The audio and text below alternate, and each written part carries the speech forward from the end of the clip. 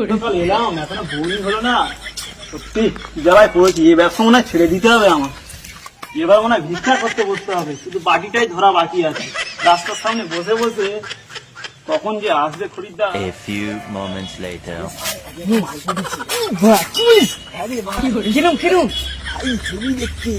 কখন চললি? কখন? বিড়ি খাচ্ছি না?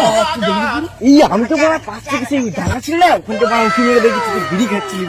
ওই জন্য বলি আমার পায়খানা ঘরে পর্দাটা কি ছড়া, তুই দেখতে পেয়েছিলি নাকি? আমার তারপর দেখতে পাইনি, এই করে বেড়াচ্ছ, জড়িয়ে লম্বা করে দেবো। তুই যখন শুনেছিস আমাকে একটা বড় ভালো দেখে দে, হাসতে গিয়া বলে একটা মেয়ে তাই। হ্যাঁ বলা ঠিক আছে, চল স্কুলে গিয়ে পড়িয়ে দেবো। Run.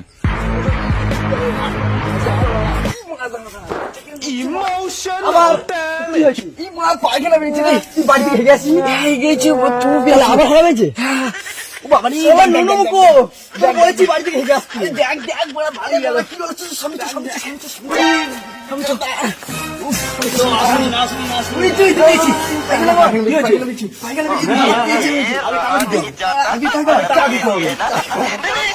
বাথরুম করলে 7 টাকা, পেশাব করলে 10 টাকা।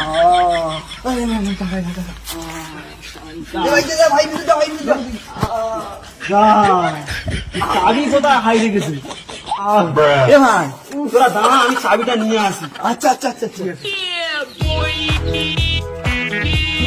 তোরা কোথায় গেলে? এই তোমাদের কি হচ্ছে? বাথরুম করে জানি চাবি আনতে বলে গেছো? না না, তোমাকে পরিষ্কার করে পেয়েছি, তোমাকে পরিষ্কার করে না 10 টাকা বেশি দেবো। না না 10 টাকা বেশি দেবো।